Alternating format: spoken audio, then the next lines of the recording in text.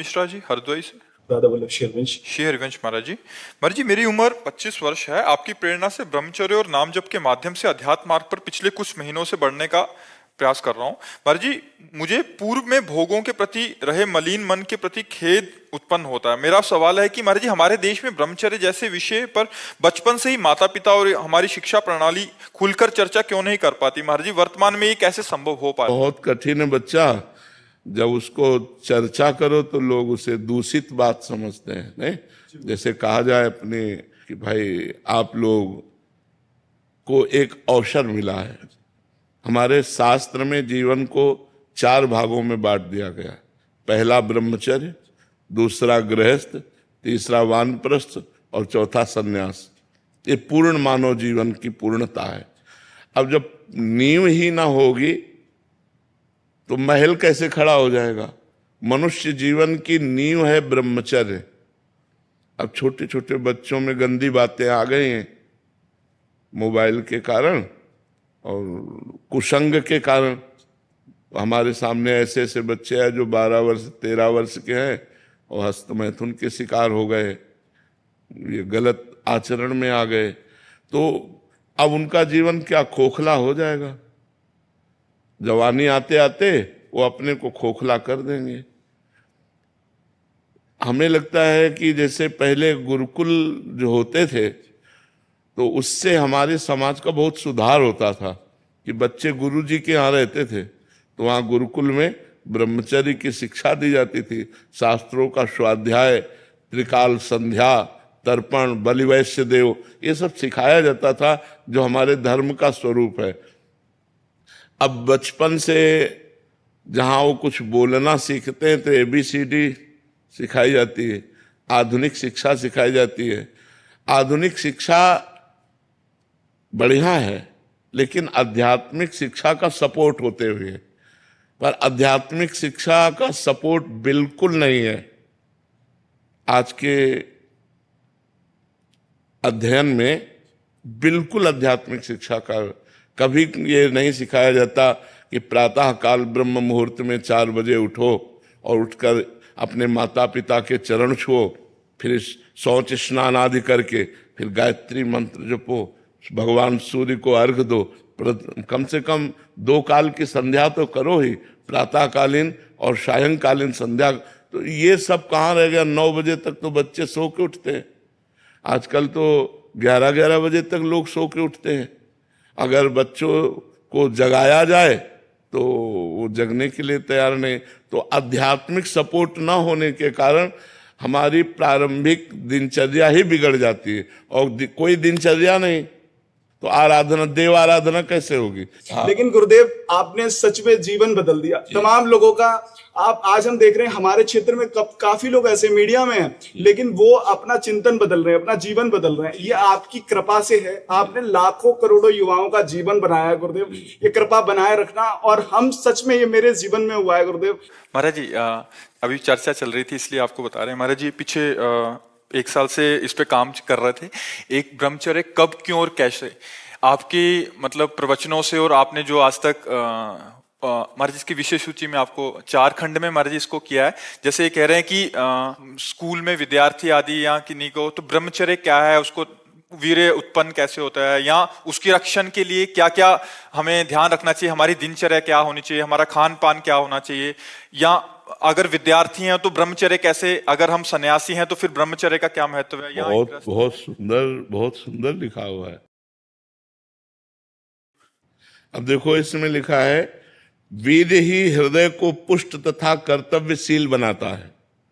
वीर से ही सर्वांग में जीवनी शक्ति संचालित होती है। जो वीरवान है, ब्रह्मचर्यवान है, वो बड़ा तेजस्वी होगा, मतलब आंतरिक उसके स्फूर्ति बहुत होगी। वीर से ही मस्तिष्क शांत और विचार शक्ति संपन्न रहता है। ओवर थिंकिंग, जो निगेटिव चिंतन है, ये काटता है। जो ब्रह्मचर्य है वो गंभीरता और शांति प्रदान करता है। वीर से ही दृष्टि और श्रवण शक्ति स्थिर होती है। वीर से आपके जो वीरवान है उनके ज्योति नेत्र की और उनकी श्रवण शक्ति बड़ी पुष्ट होगी। वीर से निर्भयता आती है। वीर से स्वतंत्रता आती है, वीर से उत्साह बढ़ता है, वीरवान साहसी होता है, वीरवान पराक्रमी होता है, वीरवान आलस्य रहित होता है, वीरवान को रोग दबा नहीं सकता, वीरवान निर्बल नहीं हो सकता, उसके अंदर आत्मबल होता है, कलुषता नहीं होती, दंभ नहीं होता, पाखंड नहीं होता, अज्ञान नहीं होता और अविनय नहीं होता। वीरवान विनयी होता है। दुर्गुण दुराचार्य भाग जाते हैं जो ब्रह्मचर्य रहते हैं। जो वीरवान है वो हर कार्य की सिद्धि कर सकते हैं, जो ब्रह्मचारी है वो हर कार्य की सिद्धि कर सकते हैं। जो वीरवान है उससे पुष्ट और स्वस्थ संतान उत्पन्न होती है। जो वीरवान है वो सुंदर होगा, उसमें एक आकर्षण होगा, उसमें सभ्यता होगी, उसमें पवित्रता होगी, उसमें धैर्य होगा, उसमें पुण्य और सद्व्यवहार करने का स्वभाव होगा। वो जो कार्य करेगा वो पुण्यात्मक करेगा और सद्व्यवहार करेगा। कहने का सारांश है कि मनुष्य शरीर में वीर एक महाशक्ति है, जो इसका अधिक से अधिक संग्रह करता है वो उन्नति को प्राप्त होता है। बहुत सुंदर इसमें लिखा हुआ है। बड़े बड़े वैज्ञानिकों का मत है कि सृष्टि के प्रत्येक पदार्थ में कोई ना कोई सार तत्व अवश्य होता है। उसी तरह मनुष्य के शरीर का एक सर्वोच्च सार तत्व है वीर्य। इसके बिना वो एक क्षण भी सक्रिय नहीं रह सकता। तो जो व्यक्ति अज्ञान के कारण अपने वीर्य का क्षरण करता है, नाश करता है, उसमें बहुत से दोष उत्पन्न हो जाते हैं। ये बहुत सुंदर ग्रंथ है, बहुत सुंदर ग्रंथ है। ये जो सत्संग है हमारे, उन सत्संगों का इसमें संकलन किया गया है। इसमें ब्रह्मचर्य कब, क्यों और कैसे रहे। महाराज जी, इसमें जो प्रश्न उत्तर भी साधकों के साथ हुए हैं आपके, जो ब्रह्मचर्य के ऊपर पूछे हैं, चाहे स्त्री साधक ने, वो भी उसका भी जो आपने उत्तर दिया है, बहुत सुंदर किया। बहुत अगले 15, 20, 25 दिन में इसका हम जनसाधारण के लिए प्रिंट आउट के लिए, हाँ बिल्कुल, बहुत सुंदर। इससे नौजवानों को बहुत लाभ मिलेगा। हाँ, बहुत। मतलब जो विद्यार्थी हैं या जो सन्यासी हैं, स्त्रियां हैं, पुरुष हैं, ग्रस्त में हैं, सबके लिए अलग अलग किस दशा में कैसे ब्रह्मचर्य को धारण करें। बहुत सुंदर। मतलब ये संक्षेप में और समझा दीजिए कि आगे कैसे हम लोग चलें। अभी तो चल रहे हैं, लेकिन कभी कभी एकदम से वेग आता तो बड़ी समस्या होती है। आगे कैसे? उस समय नाम जप नाम कीर्तन, ये दो ही बचाते हैं। काम का वेग तब हमको व्यथित करेगा, ध्यायतो विषयान पुंसास संगास तेषुपजायते। जब हम भजन छोड़ देंगे और उसी विषय का चिंतन करने लगेंगे, तब वो हमारी हालत खराब कर देगा।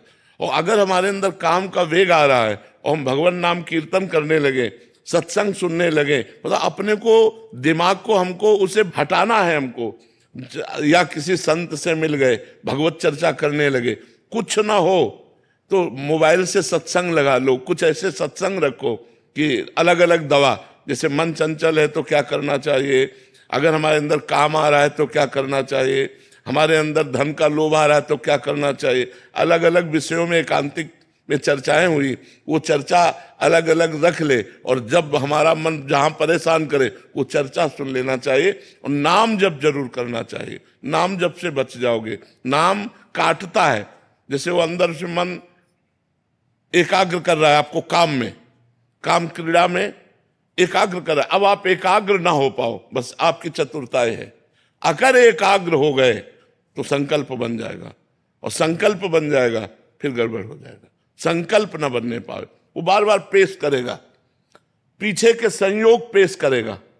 जो पीछे गलती हो गई वो सुख आपके सामने लाएगा और आपको आकर्षित करेगा। आपको हटाना है, राधा राधा राधा राधा राधा, और एक बार हटा लिया आप और कोई क्रिया नहीं हो पाई, तो अगली बार वो 80% में आएगा, 100% में नहीं आएगा। और अगर दूसरी बार हटा दिया तो कम होता चला जाएगा। कम होते होते फिर स्फुरण होता है और खत्म हो जाता है।